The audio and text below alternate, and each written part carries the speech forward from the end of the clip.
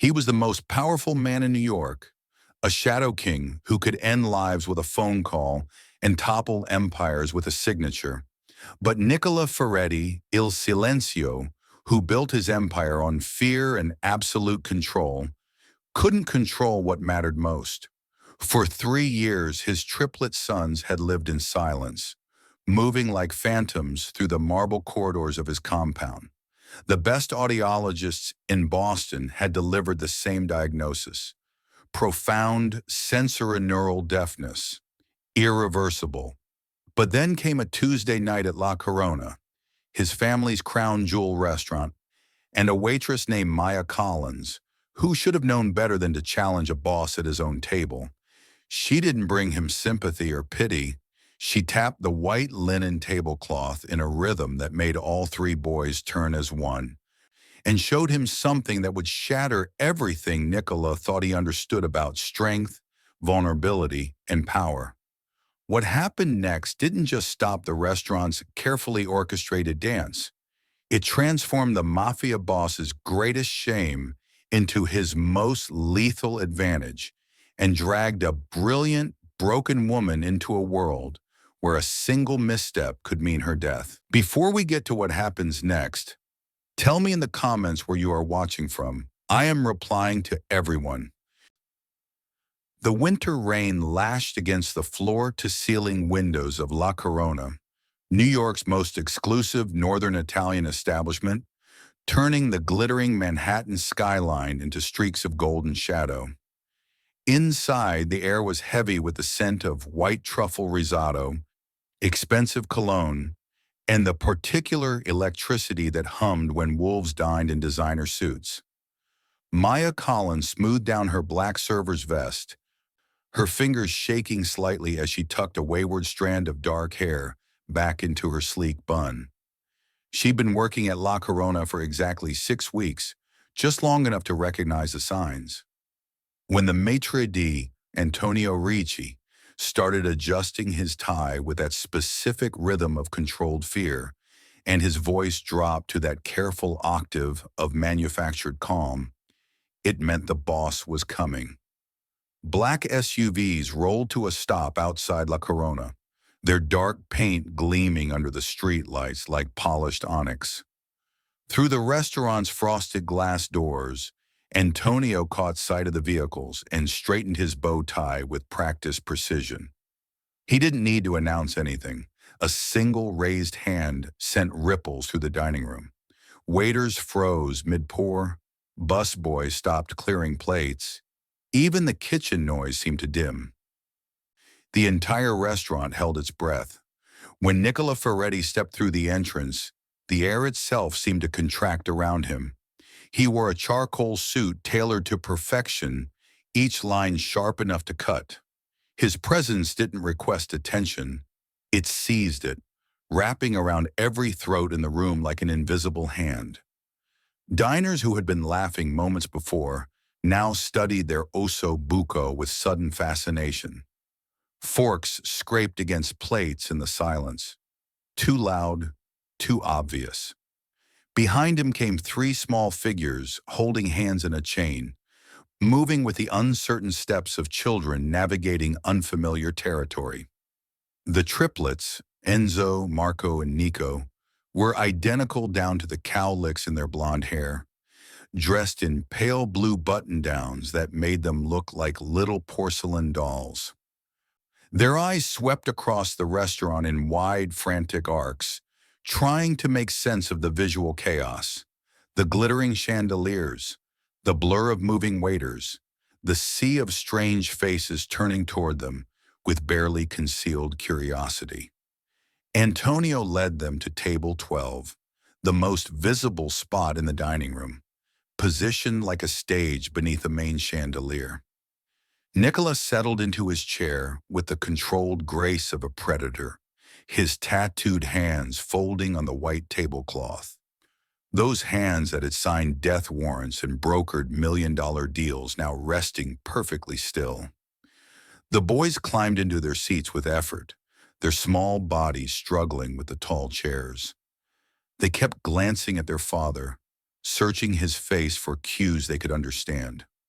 A waiter approached, Stefano, one of the veterans who'd served the Ferretti family for years. He knew better than most how to navigate these treacherous waters. "Good evening, Mr. Ferretti. And what would the young gentleman like this evening?" The boys didn't turn, didn't acknowledge. Their eyes remained fixed on the table, on their father, on the dancing shadows cast by candlelight. Stefano's smile faltered, hanging awkwardly on his face like a mask that no longer fit. Nicola's jaw tightened, a muscle jumping beneath the surface. "Margarita pizzas," he said, his voice flat and cold. "3, and sparkling water." Stefano retreated with visible relief, and Maya watched from her station near the kitchen, her chest tightening with recognition. She'd seen this before, this particular kind of isolation, this specific brand of being lost in a hearing world. Enzo, the boy on the left, reached for his water glass, his small hand extended, fingers grasping, but his spatial judgment was slightly off.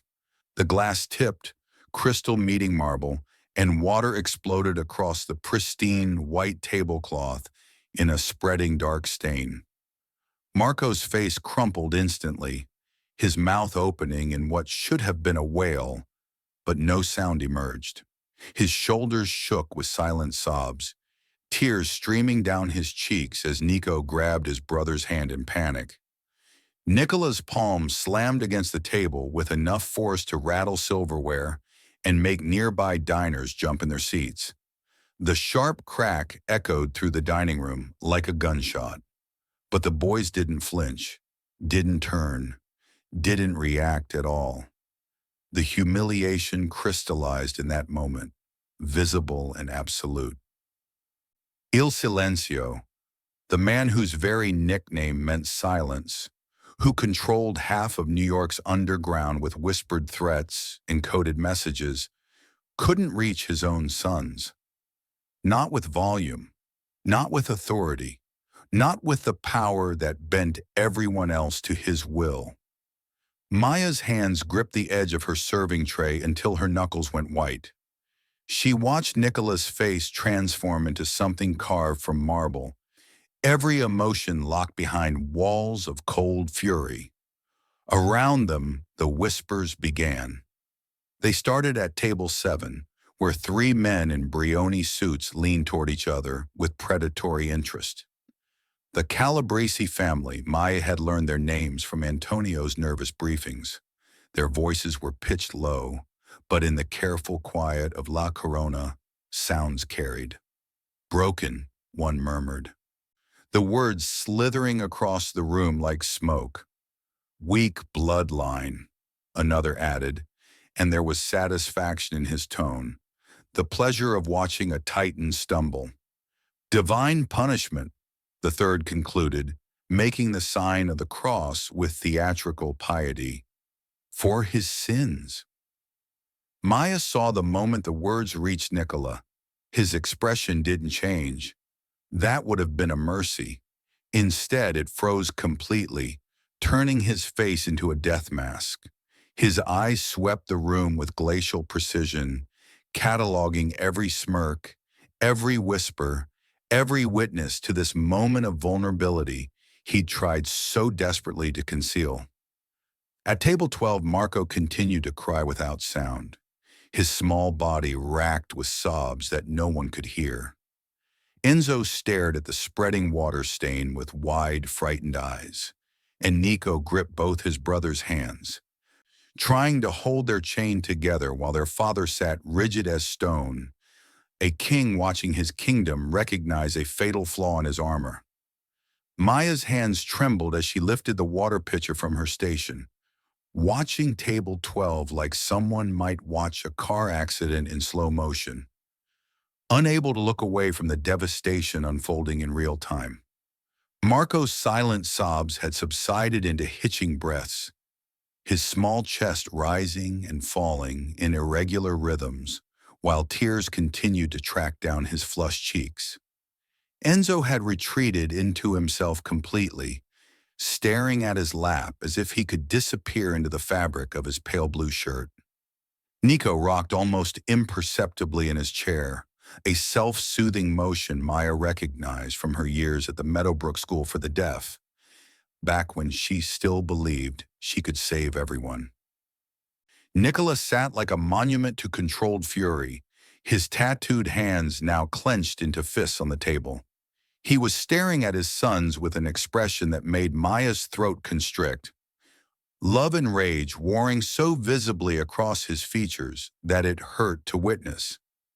This was a man who commanded empires, who could orchestrate violence with a phone call, who bent the world to his will through fear and precision. But he couldn't reach three small boys sitting right in front of him.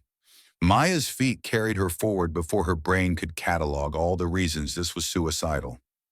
Every server at La Corona knew the unspoken rules. Never approach the boss's table uninvited. Never make eye contact unless addressed.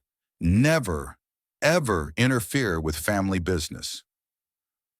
Antonio had made it crystal clear during her training that the Ferretti family's privacy was sacrosanct, protected by something far more dangerous than restaurant protocol.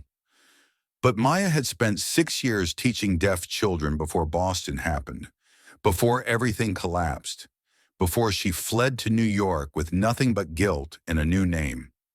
She knew what it looked like when children were drowning in a world that refused to meet them halfway. She'd watched it destroy too many families, seen too many kids internalize the message that they were broken, defective, wrong. She set the water pitcher down on table 12 with deliberate care.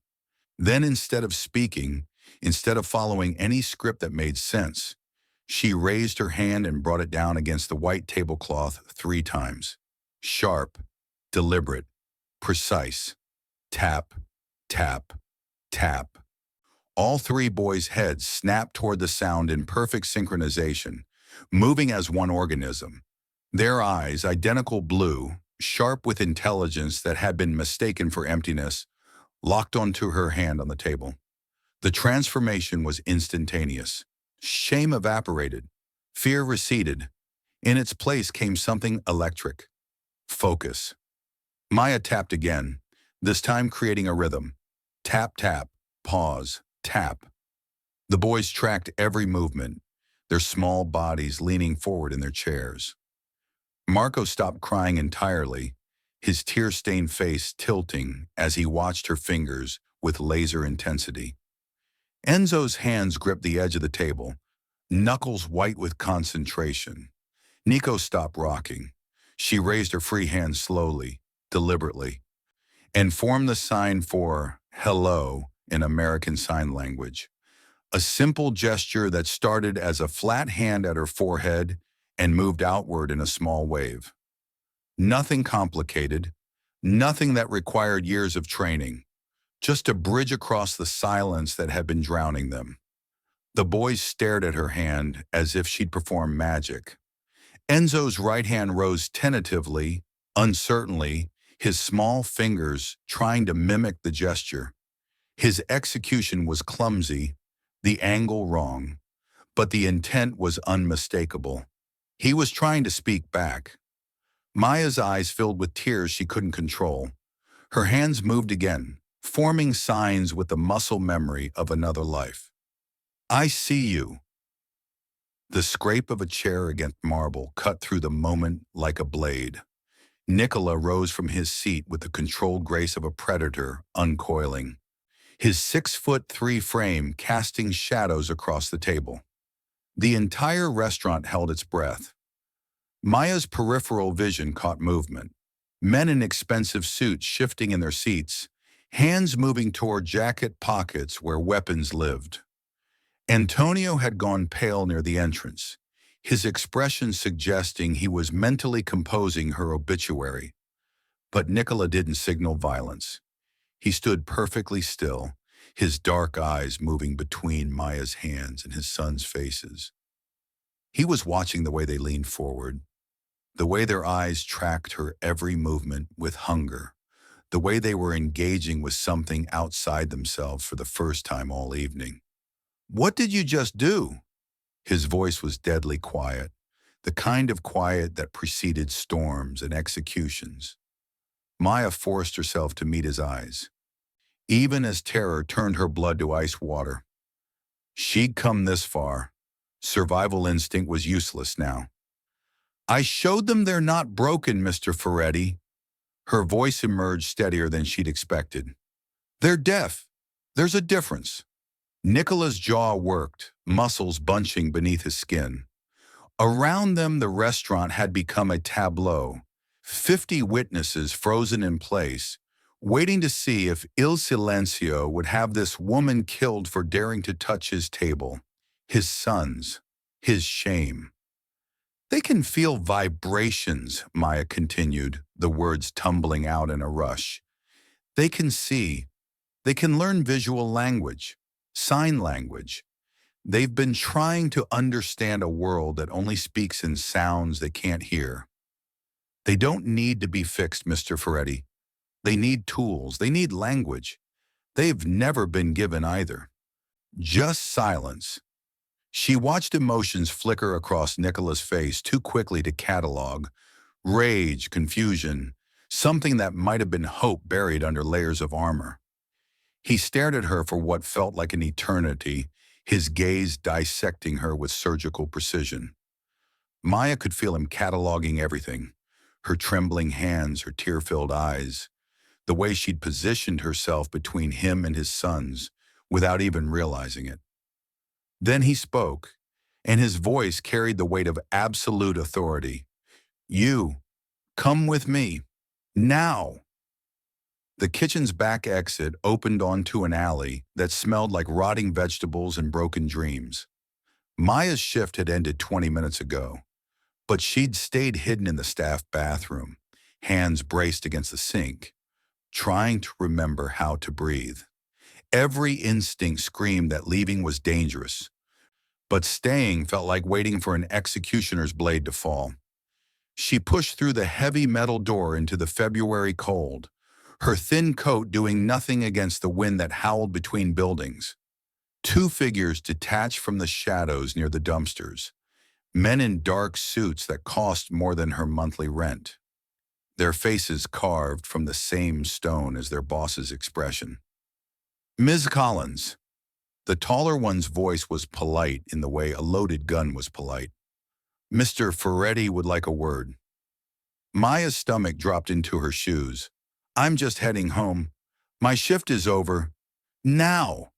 The second man moved to her left, boxing her in without touching her. Professional, practiced. The car is waiting. A black SUV idled at the alley's mouth, exhaust ghosting in the frigid air. Maya's mind raced through options that all ended the same way. You didn't say no to Nicola Ferretti. You didn't run from Il Silencio. People who tried ended up in the Hudson River or cement foundations or simply disappeared, becoming cautionary tales whispered in kitchens and back rooms. She climbed into the SUV on legs that felt disconnected from her body. As the vehicle pulled away from La Corona, from the last place anyone knew where to find her, Maya realized with crystalline clarity that she was either about to be hired or buried. There was no third option in Nicola Ferretti's world. The social club set in Little Italy, wedged between a bakery and a butcher shop like something out of a Scorsese film. Inside, the air was thick with cigar smoke and the ghost of old violence. Religious iconography covered the walls. Bleeding Christs and sorrowful Madonnas watching over leather chairs and mahogany furniture that had witnessed confessions no priest would ever hear. Nicola sat behind a desk that belonged in a corporate office, not a mob front. He'd removed his suit jacket and his shirt sleeves were rolled to his elbows, revealing the full extent of his tattoos, intricate designs that told stories Maya couldn't read, but understood were written in blood. He didn't speak as she was guided to a chair across from him, just watched her with those dark eyes that missed nothing. Then he slid a folder across the polished wood. Manila. Thick, damning. Maya's hands shook as she opened it. Her entire life spilled out in documentation. Copies of her Columbia diploma, employment records, bank statements showing an account hemorrhaging money to student loans, articles about the Brighton Pediatric Clinic scandal, her name highlighted in fluorescent yellow.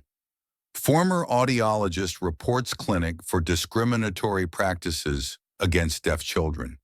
The email that terminated her employment, the eviction notice from her Back Bay apartment, the rejection letters from every audiology practice in Boston. Maya Collins, age 29, master's in audiology from Columbia, specialized in pediatric deaf services. Nicola's voice was conversational, almost pleasant. Somehow that made it more terrifying. Worked at Brighton Pediatric Clinic until you were fired 18 months ago for being, and I quote, unable to maintain professional boundaries or respect clinical protocols. Maya's throat constricted. He knew everything. The way Brighton had pushed oral-only methods, forcing deaf children to spend years in speech therapy instead of giving them sign language, leaving them isolated, frustrated, falling behind developmentally. How she'd reported them to the state board. How they destroyed her in return, blacklisting her across the entire audiology community. How she'd fled to New York with nothing but debt and a waitressing job at a restaurant that didn't ask too many questions. You embarrassed me tonight, Nicola continued, his tone never shifting from that terrible calm. In my own restaurant, in front of people who would kill me if they thought I was weak. Men who are probably making calls right now, testing whether Il Silencio has gone soft because his sons are defective. Maya braced for violence, her body tensing for the blow. But Nicola leaned back in his chair, fingers steepled beneath his chin. But you also showed me something I've been told was impossible. Every specialist in Boston said my sons couldn't be reached, that we tried everything, that this was just how it was going to be. He paused and something flickered across his face. Vulnerability, maybe, or hope so tightly controlled it looked like anger. So here's what's going to happen. You're going to move into my home. You're going to teach my sons. You're going to make them... He chose the next words carefully, rolling them around like stones in his mouth. Functional.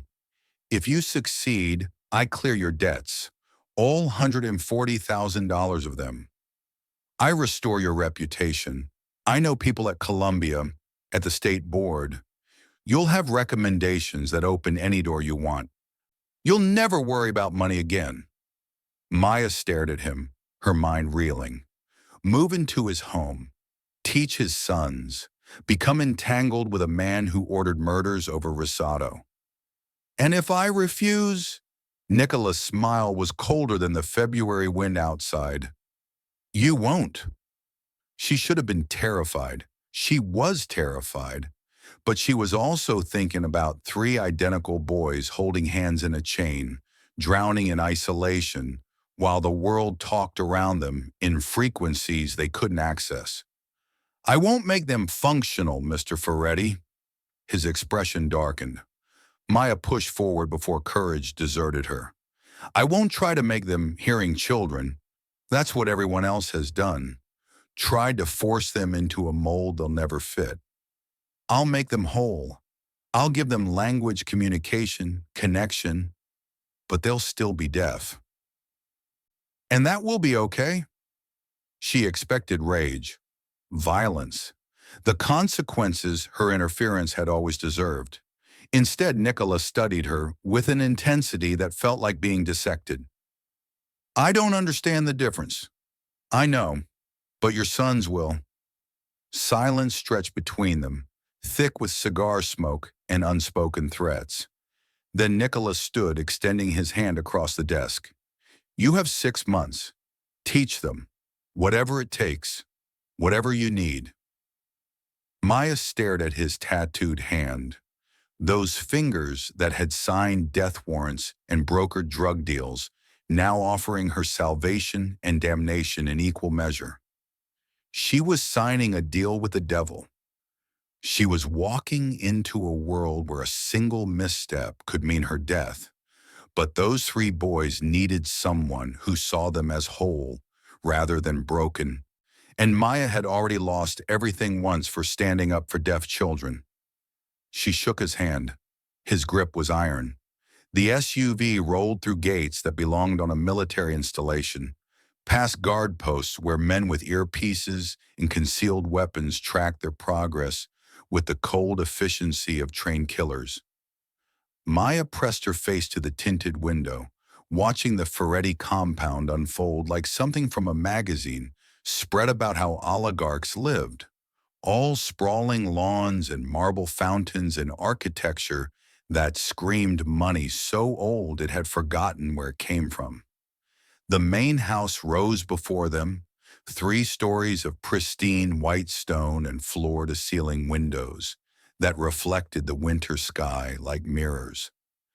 Beautiful in the way mausoleums were beautiful. Perfect, cold, designed to intimidate rather than welcome. Security cameras nested in every corner, their red lights blinking like the eyes of mechanical ravens. This wasn't a home. It was a fortress wearing a home's skin. Maya's suite was in the main house, 3rd floor, east-facing. The bedroom alone was larger than her entire Boston apartment had been, decorated in shades of cream and gold that probably had pretentious names like Champagne Dawn or Morning Mist. A 4-poster bed dominated the space, draped in linens with thread counts she couldn't begin to calculate. The bathroom had heated floors. The closet was already stocked with clothes in her exact size. Someone had done their homework. Teresa appeared within minutes of Maya's arrival, a woman in her 70s with iron-gray hair pulled into a severe bun and eyes that had seen too much to be shocked by anything. She moved through the suite with the proprietary air of someone who'd been managing this household since before Maya was born, straightening things that didn't need straightening, checking details that were already perfect. "The boys are in the East Wing," Teresa said, her Italian accent thick as olive oil. "Sweet babies, so sweet, but so sad, you understand? Always so sad." Her eyes filled with tears, she blinked away furiously. "You help them, yes? You make them better?" Before Maya could answer, Dante materialized in the doorway. 6'4" of former Special Forces muscle, poured into a black suit, his face all hard angles and suspicious eyes. He looked at Maya the way bomb squads looked at suspicious packages. "Ms. Collins, I'm head of security. You go nowhere without clearance. You speak to no one about what you see here. You follow the rules, we won't have problems." The threat hung in the air like cigar smoke. Maya nodded, her mouth too dry for words. Dr. Lombardi came next, a tired-looking man in his 60s with kind eyes and defeated shoulders. "I've been the boys' pediatrician since birth," he admitted, perching on the edge of an ornate chair like a bird preparing for flight. "But I have no expertise in deafness, none. I've referred the family to specialists, the best in Boston, but nothing's helped. I hope you can do what we couldn't." The unspoken addition. "Because if you can't, I don't want to know what happens to you." The East Wing was a revelation in all the wrong ways. Maya followed Teresa through corridors lined with more religious iconography, saints and martyrs watching from gilded frames, until they reached a section that made her stomach turn. Sound-dampening panels covered every wall, the kind used in recording studios to create absolute silence. Thick carpeting swallowed footsteps, eliminating vibrations. The walls were painted sterile white, empty of pictures or visual interest. Even the lighting was harsh and fluorescent, casting everything in the flat pallor of hospital corridors. The boys' playroom looked like it had been designed by someone who'd read exactly one article about deaf children and understood nothing. Scattered toys lay abandoned on the plush carpet, building blocks, toy cars, stuffed animals.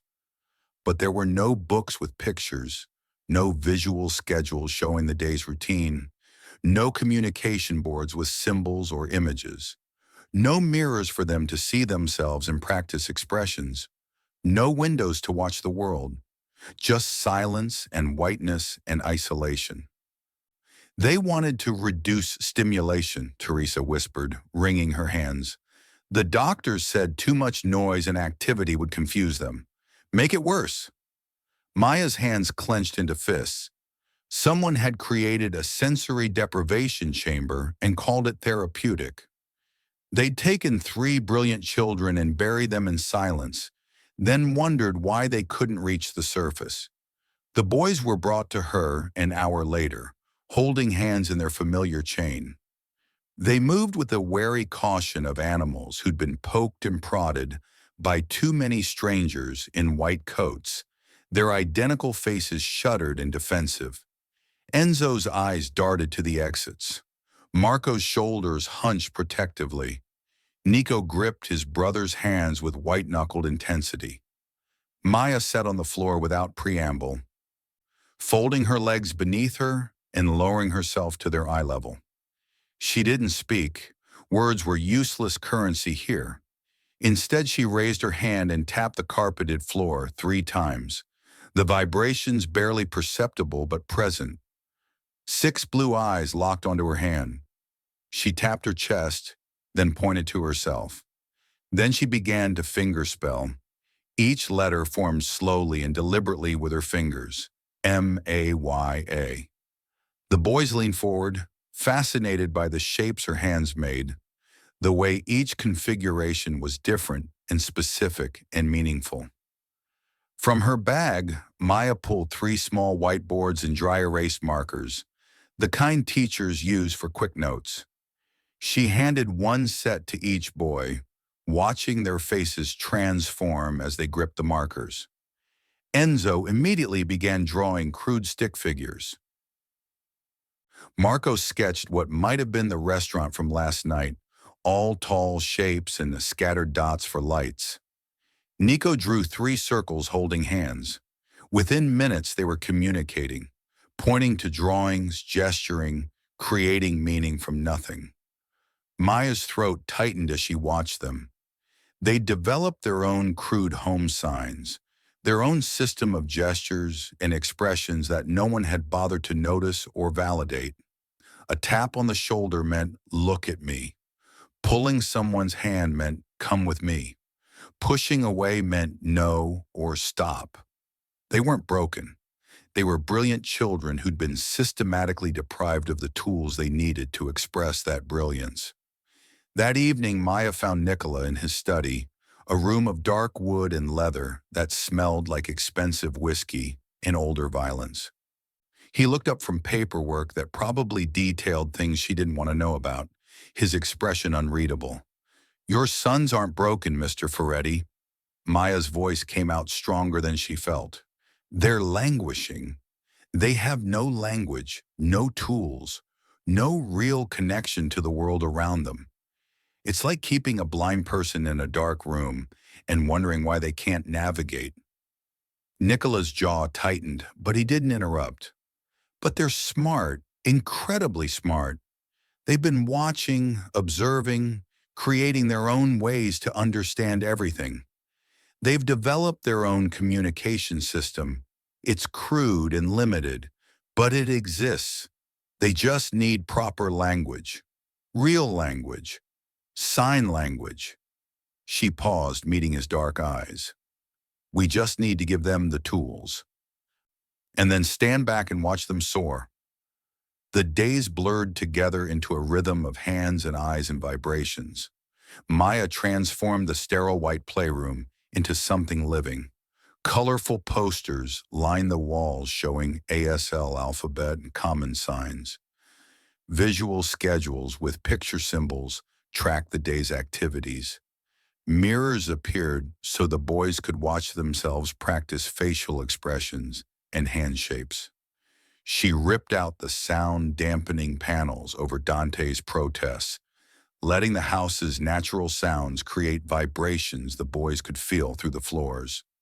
She started with survival signs, the vocabulary of basic needs. Eat was bringing fingertips to the mouth. Drink was a tilted C hand near the lips. Sleep was a hand closing like an eyelid near the face.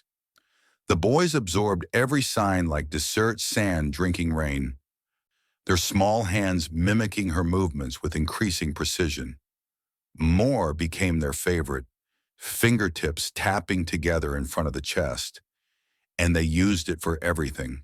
More signs, more games, more connection to a world that was finally making sense. Maya created visual schedules using laminated cards with photos and symbols. Breakfast, lessons, playtime, lunch, rest, more lessons, dinner, bath, bed. She hung them at the boys' eye level so they could see what came next, removing the anxiety of a day that had always ambushed them with incomprehensible changes. She programmed vibrating watches to pulse at different rhythms, 3 short bursts for meal times, 2 long pulses for lessons, a steady rhythm for bedtime, giving them a sense of time's passage they'd never had. The transformation was visceral. Within 3 days, the boys stopped their aimless wandering. Within 5, they were signing basic requests instead of crying in frustration. Within a week, they were creating simple sentences, stringing signs together with the syntax of natural language emerging like flowers through concrete. Teresa became Maya's unexpected ally, her elderly hands struggling to form shapes they'd never made before, but persisting with fierce determination. She learned good boy and I love you, and practiced during meals, her face lighting up when Marco signed thank you after she brought him juice. Even Dr. Lombardi stopped by to learn basic medical signs, admitting he should have thought of this years ago. But Nicola remained a ghost in doorways. Maya would catch glimpses of him watching from the hallway, his face unreadable, his body rigid with something that might have been fear or pride or grief. He never entered during lessons, never asked questions. He'd hired Maya to solve a problem, and he'd watch from a distance while she worked, but he wouldn't cross that threshold into vulnerability. Dante's suspicion never wavered. He trailed Maya through the compound, checked her room when she was out, monitored her phone calls. "You fail. You leave," he told her one morning, his voice flat. "You succeed, you still leave. Either way, you don't belong here." 1 week into lessons, Maya introduced the sign for father, an open hand, thumb touching the forehead, then moving forward in a small arc. She showed the boys photos of Nicola from around the house. Nicola in a suit, Nicola at a younger age, Nicola holding them as infants. She repeated the sign over and over, watching recognition bloom across 3 identical faces. Then she taught them, "I love you," the ILY sign, pinky and index finger extended with thumb out, middle and ring fingers down, a sign that combined the letters I, L, and Y into one gesture, into one declaration. The boys practiced obsessively, checking their hand shapes in mirrors, correcting each other's finger positions with the seriousness of scholars. That evening, Nicola returned from whatever business kept a man like him away from home, business Maya tried hard not to imagine. He walked through the front door in his charcoal suit, his face carved from its usual stone, already pulling his phone from his pocket to check messages he'd missed. Enzo broke from his brothers and ran across the marble foyer, his small feet slapping against stone. He stopped directly in front of his father and raised his hand, thumb touching his forehead, then moved it forward with deliberate precision. "Papa."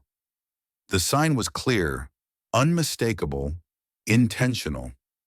Nicola froze like someone had shot him. His phone clattered to the floor, screen cracking against marble, but he didn't notice. He stared at Enzo's small hand, at the shape his son was making, at the word hanging in the air between them. Marco and Nico appeared on either side of their brother, three identical boys standing in formation. Together they all signed it. Papa, Papa, Papa, calling for him, speaking to him, reaching across the silence that had always kept them apart. The transformation in Nicola's face was seismic.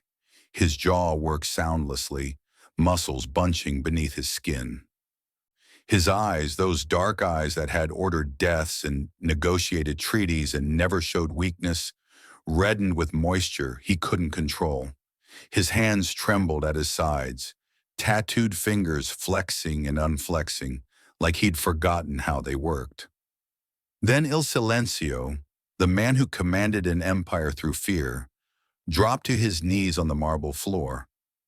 Enzo stepped forward and placed his small hand against his father's face, feeling the roughness of 5 o'clock shadow, the warmth of skin, the wetness of tears. He signed Papa again, his movements careful and deliberate, making sure his father could see. Nicola pulled all three boys into his arms with a desperation that looked like drowning, his shoulders shaking with sobs he tried to muffle against their blonde hair. Maya watched from the playroom doorway, her own face wet with tears, as this man who'd built his life on violence and control broke completely. For 3 years, his sons had lived in his house but remained unreachable. For 3 years, they couldn't call for him, couldn't say his name, couldn't tell him they knew he existed. Now they could, and he was hearing them for the first time. Teresa appeared beside Maya, her weathered hand gripping Maya's arm hard enough to bruise. The old woman was crying too, her other hand pressed to her mouth to contain the sounds that wanted to escape. Even Dante, watching from his post near the entrance, had turned his face away, his jaw clenched tight. Late that night, long after the boys had been tucked into bed still signing Papa to each other in the darkness, Nicola appeared at Maya's door. He'd changed from his suit into simple black clothing, his hair disheveled like he'd been running his hands through it for hours. His eyes were red-rimmed, raw. "Teach me." His voice was stripped of its usual command, reduced to something honest and broken. "I want to learn their language." It wasn't a demand. It wasn't an order. It was a plea from a father who just discovered his sons had been speaking all along, and he'd been too deaf to hear them. Maya nodded, her throat too tight for words. "Tomorrow. We start tomorrow." The compound transformed over the following weeks, shedding its mausoleum coldness for something that almost resembled life. Laughter echoed through corridors that had only known whispers, not spoken laughter, but the bright, unrestrained sounds deaf children make when joy overwhelms them, all breath and vibration and pure emotion. The boys' vocabulary exploded like spring after a hard winter. Colors became conversations about the red of Teresa's tomato sauce and the blue of the morning sky. Emotions became discussions about feeling happy or sad or scared. Family became an entire lexicon of relationships and connections they'd never had words for before. They asked questions now, their small hands forming the universal signs for what and why and how with increasing sophistication. They told jokes in ASL, laughing at puns that only worked in visual language, creating humor from hand shapes and movement that had no spoken equivalent. They were becoming whole. Nicola studied like a man possessed, staying up until 2 and 3 in the morning with flashcards and practice videos. His large tattooed hands struggling to form the delicate shapes that came naturally to his sons. He was clumsy, his fingers thick and unused to such precise movements, but his determination was absolute. He practiced "I love you" until his hands cramped, repeated the alphabet until he could fingerspell without thinking, learned vocabulary with the same focus he'd once applied to memorizing territories and power structures. The first time he signed "I love you" to his sons, and they understood. The first time they signed it back with comprehension lighting their faces, Teresa wept so hard she had to leave the room. Even Dante's suspicious expression had softened fractionally, watching his boss communicate with his children in a language that required vulnerability instead of violence. The meeting was supposed to be routine. Territory negotiations with the Genovese family, a neutral party playing peacemaker between Ferretti interests and rival claims in Midtown. Nicola left the compound at exactly 2 p.m. on a Tuesday afternoon, his convoy consisting of 3 SUVs, 7 armed men, and the usual security protocols that had kept him alive for 2 decades in a business where most men didn't make it past 40. At 2:47 p.m., Maya was teaching the boys the signs for different animals when Dante's phone erupted with alerts that made his face go white. 3 cars materialized at a red light in Tribeca, boxing in Nicola's middle SUV with tactical precision. Automatic weapons fire shattered the afternoon, brass casings raining onto asphalt like deadly hail. The first SUV's driver slumped over his wheel, the vehicle careening into a parked delivery truck. The third SUV's windows exploded inward, painting the interior red. Nicola's driver, Marco Leone, former military, reflexes honed by combat, threw the vehicle into reverse, mounted the sidewalk, and punched through the trap with a combination of speed and controlled recklessness that saved his boss's life. But not before a bullet found Nicola's left shoulder, tearing through expensive fabric and expensive flesh with equal indifference. Maya was still in the playroom when the remaining SUV screamed through the compound gates, tires smoking, the vehicle's side panels riddled with bullet holes like metal acne. Dante appeared in the doorway, his face carved from stone. "You, dining room, now." Teresa was already there, laying out medical supplies with shaking hands that suggested she'd done this before, probably too many times. Nicola sat in a chair at the head of the table, his charcoal suit jacket discarded, his white shirt soaked crimson on the left side. His face was pale, jaw clenched against pain, but his eyes were clear and sharp. "Dr. Lombardi is 40 minutes away." Teresa's voice trembled. "You need to stop the bleeding now." Maya's nursing experience consisted of a semester of basic first aid for her audiology degree and treating scraped knees at the Meadowbrook School. This was a gunshot wound.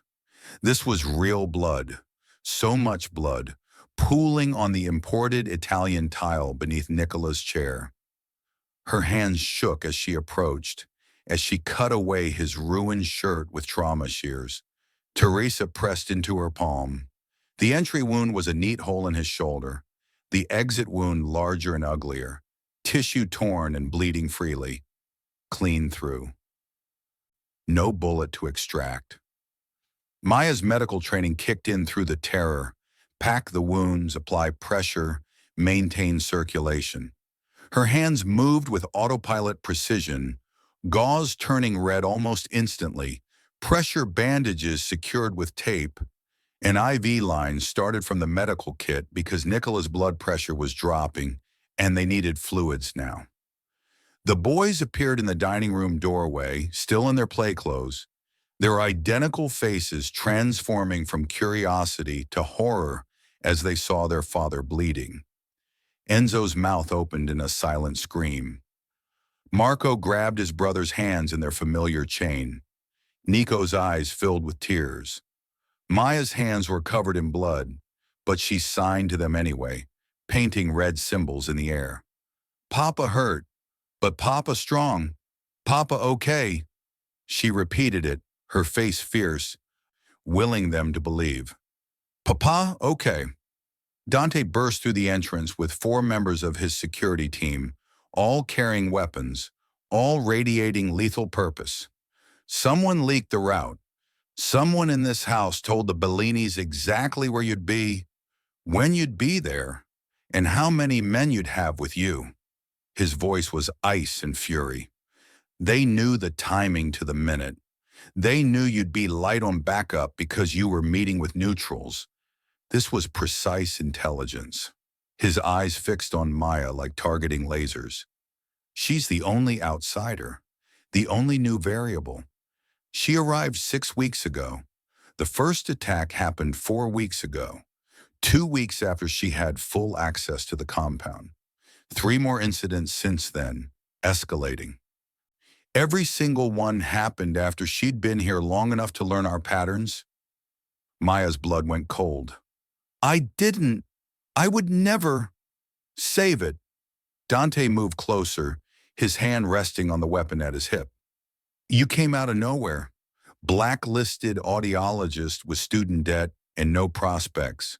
Ferretti offers you a fortune, and you just happen to show up right when someone starts selling his movements? Nicola's eyes moved between them, his face pale from blood loss, his expression unreadable. Maya watched him calculate, watched him weigh evidence and suspicion against 6 weeks of watching her teach his sons, watching her transform their isolation into connection. Lock her in her room until I can think clearly. His voice was weak but absolute. If she tries to leave, shoot her. 2 men stepped forward, their hands closing around Maya's arms with professional efficiency. She didn't struggle. What was the point? They escorted her through corridors that had started to feel familiar. Upstairs she'd climbed dozens of times, into the cream and gold suite that had become her prison long before the lock clicked into place from the outside. Maya stood at the window, her hands still stained with Nicola's blood, watching the sun set over the compound's manicured grounds. Across the courtyard, lights flickered on in the boys' wing. Movement caught her eye. 3 small figures at the window, their hands moving frantically. Enzo, Marco, and Nico were signing to her, their movements large and desperate, trying to communicate across the distance. They'd seen something. During the chaos of their father's return, during the accusations and the blood, they'd witnessed something that had their small faces twisted with urgency. But Maya was too far away. The signs blurred together, distance and dusk making the shapes incomprehensible. She pressed her hands against the glass, her breath fogging the window, trying desperately to understand what Nicola's sons were trying to tell her. What had they seen? And would anyone believe them if they tried to speak? Morning light crept through Maya's window like an unwelcome guest, illuminating dried blood still caked beneath her fingernails. She hadn't slept, had spent the night watching the boys' window across the courtyard, trying to decipher the signs they kept repeating until Teresa finally pulled them away from the glass. Now footsteps approached her door, heavy, multiple, purposeful. Dante entered without knocking, flanked by 2 guards whose hands rested on concealed weapons. Boss wants to see you. They walked her through the compound like a prisoner being led to execution, past Teresa who wouldn't meet her eyes, past household staff who scattered at their approach. Nicola's office occupied the south corner of the main house, all dark wood and leather and windows that overlooked the gardens where Maya had taught the boys to identify flowers by their signs. Nicola sat behind his mahogany desk, left arm immobilized in a black sling, his face carved from granite and exhaustion. He'd been awake all night too. Maya could see it in the shadows beneath his eyes, the stubble darkening his jaw, the way his good hand gripped a glass of whiskey despite the early hour.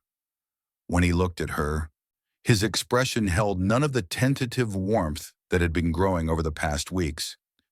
This was Il Silencio again, the man who'd built an empire on corpses and fear.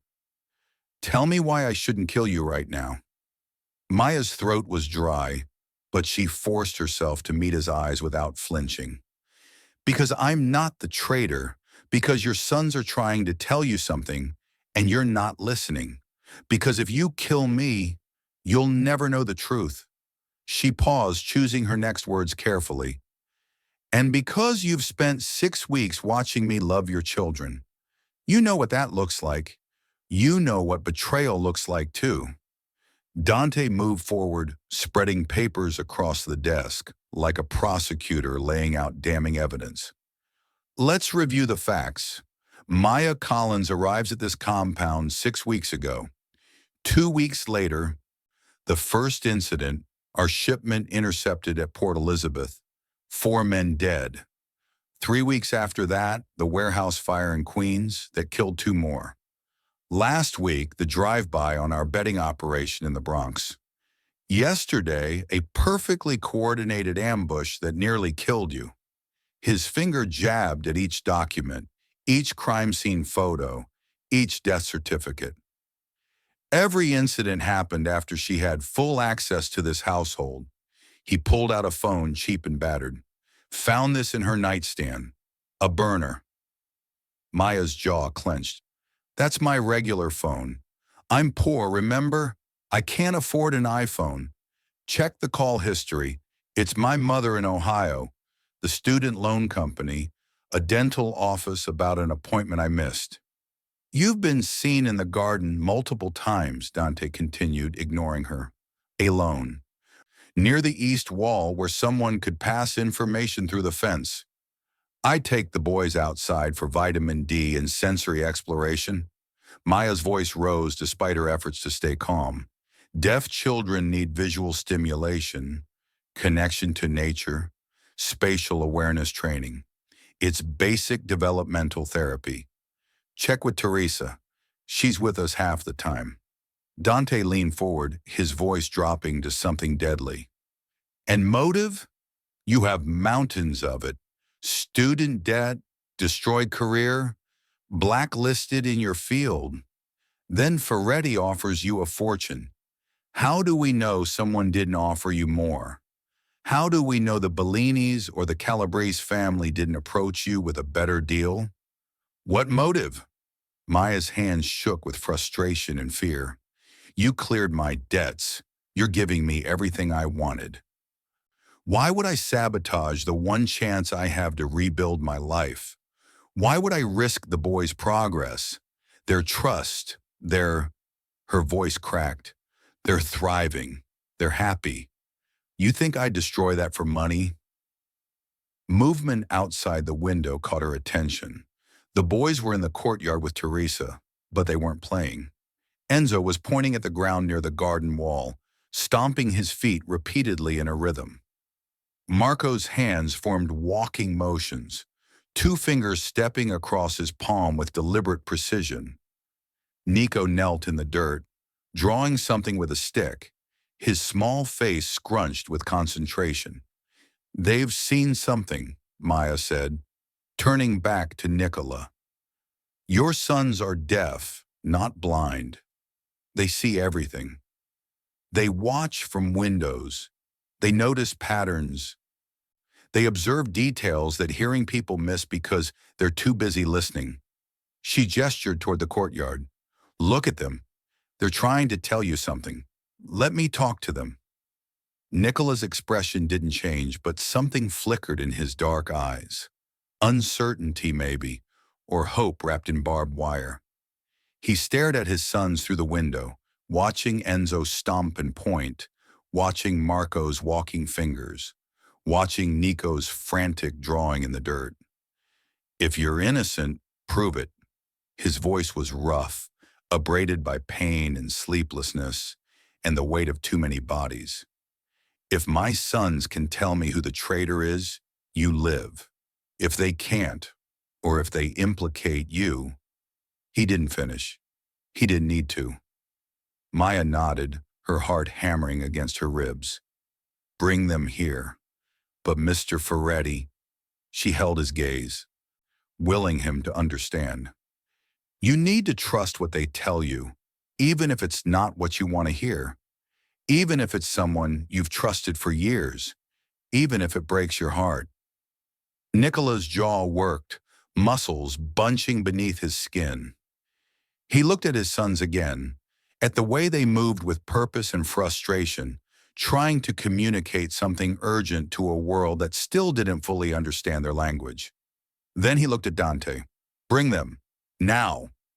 Dante's face darkened. Boss, this is a mistake. She could manipulate them, feed them signs. Bring them. Now. The command cracked through the room like a whip, and even Dante knew better than to argue further.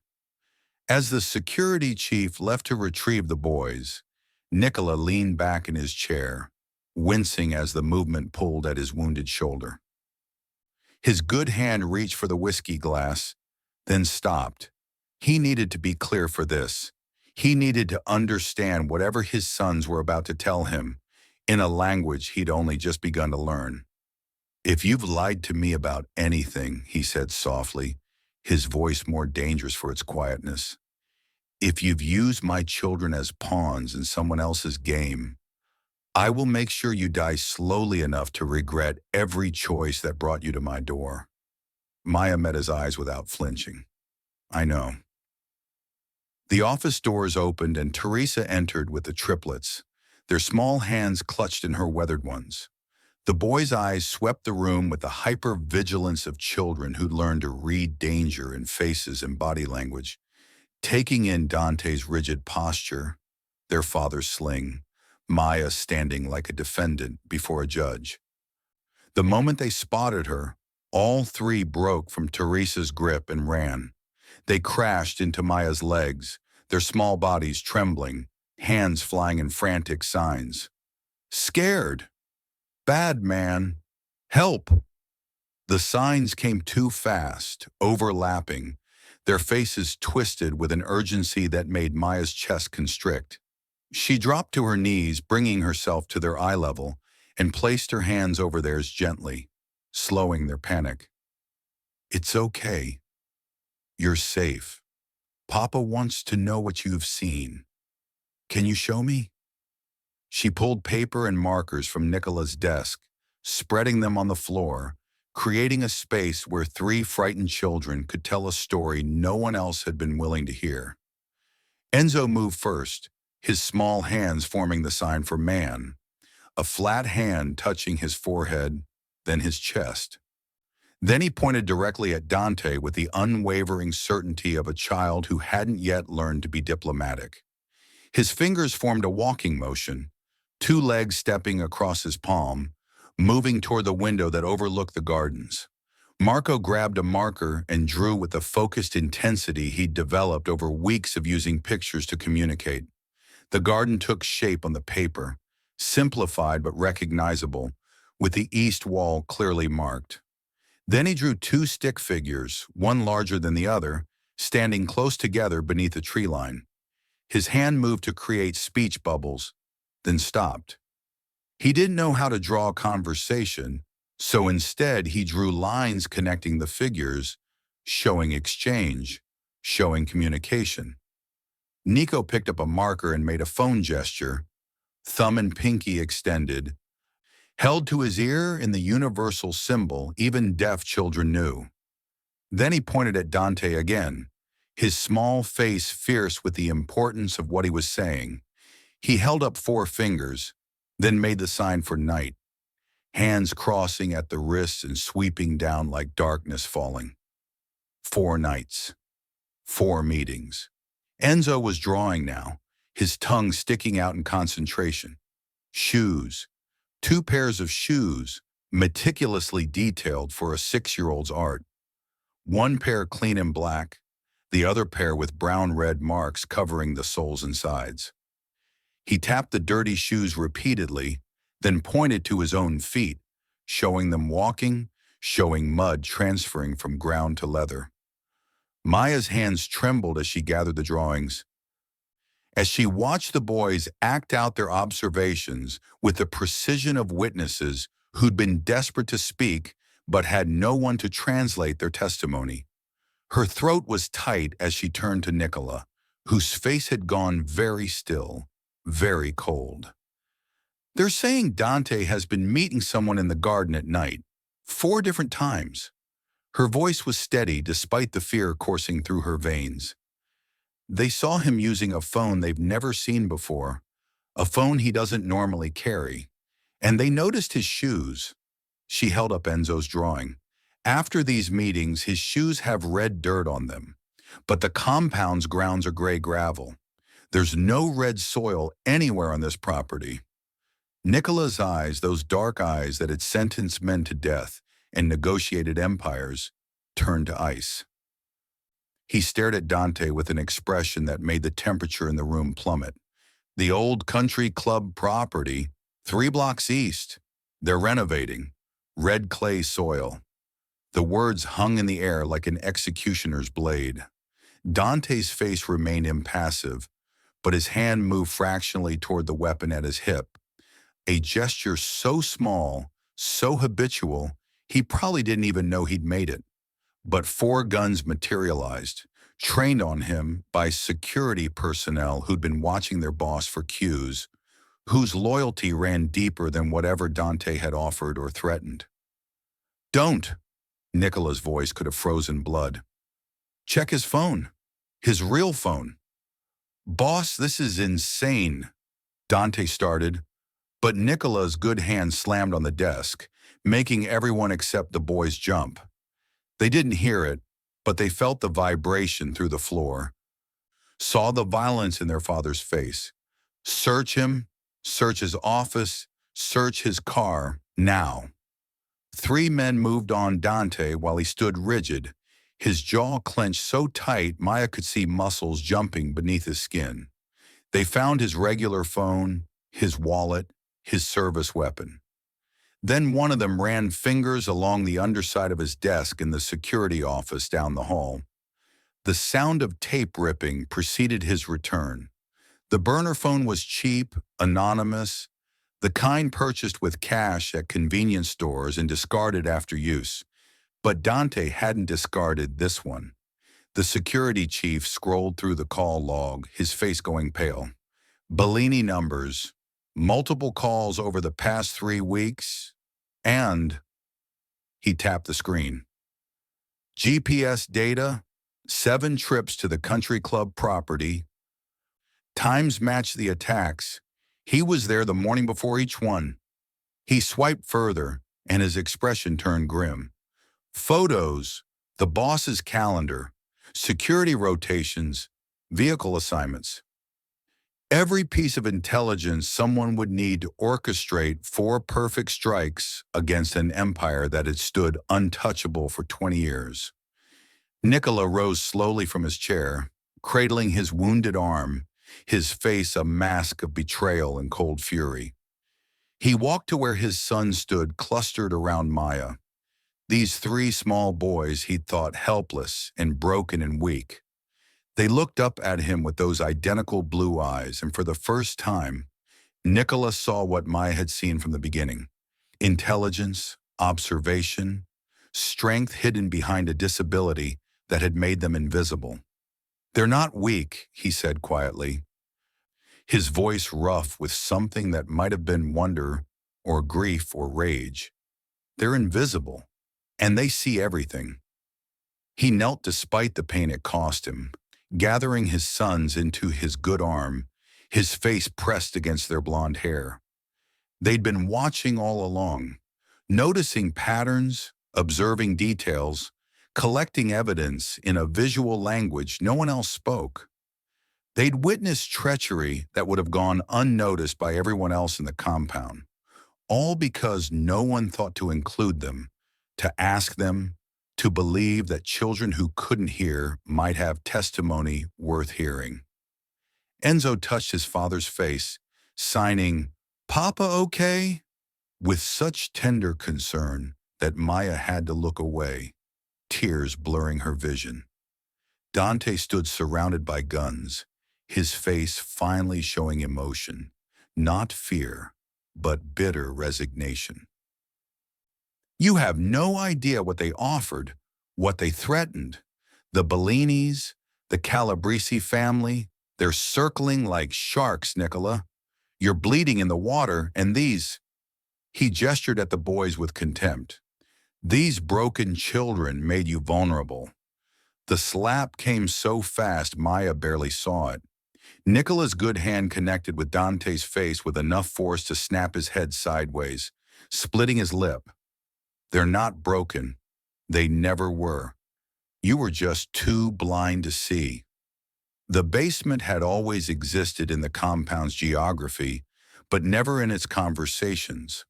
A space everyone knew about but no one mentioned, where problems were solved in ways that left no paperwork trail. Dante was escorted down stone steps by men who'd once called him brother, and the heavy door closed with a finality that echoed through the house like a period at the end of a sentence no one wanted to read. Nicola kept the boys in the playroom with Teresa and Maya, their windows facing the gardens rather than the basement entrance. But sound carried in old houses, and silence carried even further. The household staff moved with practiced efficiency, cleaning things that didn't need cleaning, preparing meals no one would eat, their faces carefully blank. Everyone knew what was happening in the depths of the compound. Everyone understood that justice in Nicola Ferretti's world was swift, final, and personal. By evening, messages had been sent to the Bellini family, not in words, but in the delivery of items that made intentions crystalline. We know what you did. We know who helped you. That pipeline is closed. Permanently. Maya found Nicola in the doorway of the boys' playroom hours later, after the compound had settled into its new equilibrium. She was teaching the triplets the sign for safe, both hands forming S's, one crossing over the other at the wrists, a gesture that looked like protection, like shelter, like everything these children had needed and finally had. He stood watching until she noticed him, his left arm still in its sling, his face carrying exhaustion like a second skin. The boys saw him and ran, throwing themselves at his legs with the fearlessness of children who'd learned their father would always catch them. He knelt awkwardly, gathering them with his good arm, but his eyes stayed on Maya. When the boys finally released him and returned to their toys, Nicola stepped fully into the room. His hands moved slowly, clumsily, forming shapes he'd practiced in mirrors and late-night sessions. "I'm sorry. Forgive me." The boys stopped playing, watching this exchange with the intensity they brought to all visual communication. They understood apology, understood conflict and resolution, understood their father was asking something important of the woman who'd given them language. Maya's hands trembled, but her voice emerged steady. "You almost killed me." "Yes, I did." No excuses, no justification, just acknowledgement of the precipice they'd both stood on. Maya's hands formed signs with deliberate precision, each gesture a condition and a covenant. Stay, learn, be their father. Not their boss, not their commander, their father. Nicola nodded, something in his chest loosening for the first time since bullets had torn through his convoy. He signed back, the movement uncertain but sincere. "I will." That night, long after the boys had been tucked into beds with visual nightlights that cast moving shadows they could watch until sleep claimed them, Nicola found Maya in the study. She sat in a leather chair too large for her frame, staring at nothing, processing everything. "My enemies see my sons as weakness," Nicola said without preamble, pouring 2 glasses of whiskey neither of them touched. They've been planning around it. The Bellinis, the Calabrese family, even some of my own allies. They think deaf children make me vulnerable, distracted, soft. He paused, his jaw working. But what if my sons are actually my greatest asset? Maya looked at him, understanding dawning with the sick certainty of someone who just glimpsed a future she wasn't sure she wanted to create. They noticed things hearing people miss: body language, micro expressions, who touches whom, who avoids eye contact, who's nervous, who's lying, who's plotting. They see patterns because they're always watching, always reading the world visually. Exactly. Nicola leaned forward, intensity burning in his dark eyes. Every meeting I attend, there are dozens of conversations happening beneath the spoken words. Alliances forming, betrayals brewing, power shifting. Hearing people rely so heavily on words they miss everything else. But my sons, they only have everything else. Maya's stomach twisted. You want to weaponize them. I want to protect them. His voice was sharp, defensive. In my world, they'll always be targets, always be seen as weakness to exploit. But if they have power, if they have value beyond being my children, they become untouchable. He stood, pacing despite the pain it cost his shoulder. They don't need to be soldiers. They can be intelligence. The eyes no one thinks are watching. Maya was silent for a long moment, wrestling with ethics that had never prepared her for this situation. She'd entered this world to give 3 children language and connection, to transform their isolation into wholeness. But was teaching them to observe and analyze and report turning them into tools? Or was Nicola right? Was this survival in a world that would never be safe for them otherwise? I'll teach them, she finally said, and Nicola's shoulders relaxed fractionally. But on one condition: they get to be children too. Play, laughter, joy, normal childhood experiences, not just tiny spies. They need both: the skills to survive your world and the freedom to exist outside it. Nicola studied her for a long moment, then extended his good hand. Deal. 2 months later, the transformation was complete. The boys sat in a business meeting at La Corona, in a private room where Nicola negotiated a partnership with 2 families, seeking to expand their territory into his ports. To outside observers, Enzo, Marco, and Nico looked like adorable children playing quietly in the corner, with coloring books and toy cars, well-behaved and carefully ignored by the adults conducting serious business. But they were watching everything. The way the man in the blue Brioni suit kept glancing at the door, the tremor in his hands when papers were pushed across the table, how he avoided direct eye contact with the man in gray, his supposed partner. The micro-expression of contempt that flickered across his face when the gray-suited man spoke, the way his foot tapped in irregular rhythm under the table. Anxiety, nervousness, deception. Afterward, back in the compound, the boys signed to Maya with the practiced fluency of native speakers, their small hands forming complex sentences about everything they'd observed. Maya translated for Nicola, watching his expression shift from interest to sharp focus. The man in the blue suit was lying. His hands were shaking. He looked at the door 6 times. He didn't trust the man in gray. We think he wants to hurt him. Nicola checked his intelligence networks, made calls to informants embedded in both families. Within hours, the truth emerged. The man in blue had been planning to kill his partner, seize their combined operations, and frame the murder on Ferretti interests to trigger a war that would let him expand in the chaos. The deal was restructured accordingly, meaning it was canceled, and both men were reminded why crossing Il Silencio was a terminal mistake. The final evening of that week, Maya found Nicola on the floor of the playroom with his sons, all 4 of them signing fluently now. He was teaching them about the business in ways appropriate for 6-year-olds, discussing loyalty, observation, reading situations, understanding when people were being honest or hiding something. They absorbed it like they absorbed everything, their brilliant minds cataloging information that would keep them safe in a world that had once seemed designed to drown them. They taught him, too, about patience, about seeing the world through different lenses, about how deaf didn't mean deficient and different didn't mean broken, about how silence could be strength and observation could be power, and the ability to read unspoken communication was more valuable than any weapon. Maya watched from the doorway, her heart complicated with pride and fear and the weight of what she'd helped create. She'd given 3 isolated children language and connection.